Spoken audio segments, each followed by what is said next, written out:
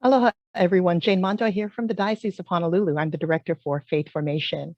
And I'm here to share with you some of the ways that we've implemented the recommendations Encountering Christ in Harmony, a pastoral response for Asian and Pacific Island brothers and sisters. In Chapter 1, titled Identity, it states, combating racism requires not only changes in attitudes and overcome prejudices, but also challenging social structures that subtly embody and reinforce them. And so to address this important issue, we invited Father Alapaki Kim, who is of Native Hawaiian ancestry, to give a talk on racism in Hawaii, a faith response.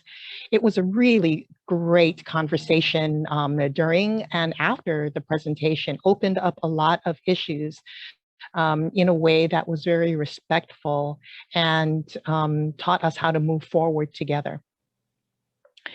In Chapter 2, entitled Generations, it states to promote intergenerational dialogue.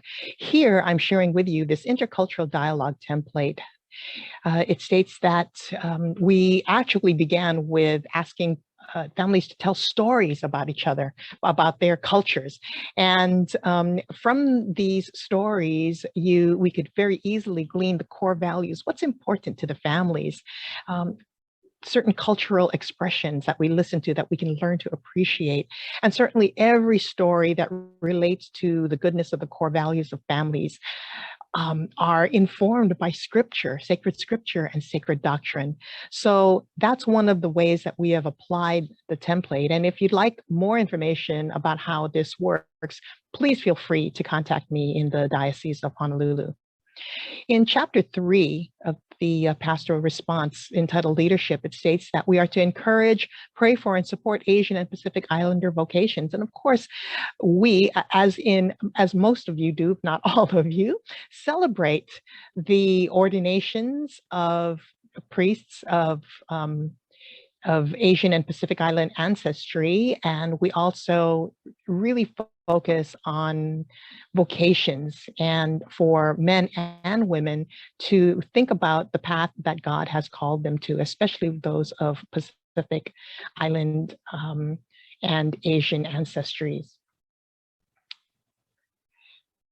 Finally, in Chapter 4, entitled Cultural Encounter and Dialogue in Faith, states that members of Asian and Pacific Island communities should be encouraged to deepen their understanding of their own traditions and look for creative ways of proclaiming the gospel message. So one of the things we've done is to partner with some nonprofits. This one that I'm highlighting here, Hamau Iloko Foundation, enculturates the teachings of John Paul II's theology of the body in a way that is very approachable for Asian and Pacific Island families, particularly here in Hawaii, but really anywhere.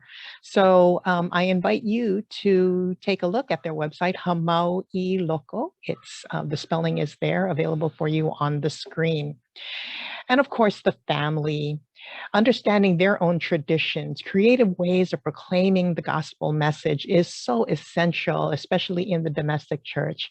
And any way that we have reached out to help support Asian and Pacific Island families to tell their stories, to strengthen the domestic church, and how parents can raise their children in the faith, that it is a way that in a way that respects their culture and certainly speaks of the beauty of the teachings of the Catholic faith.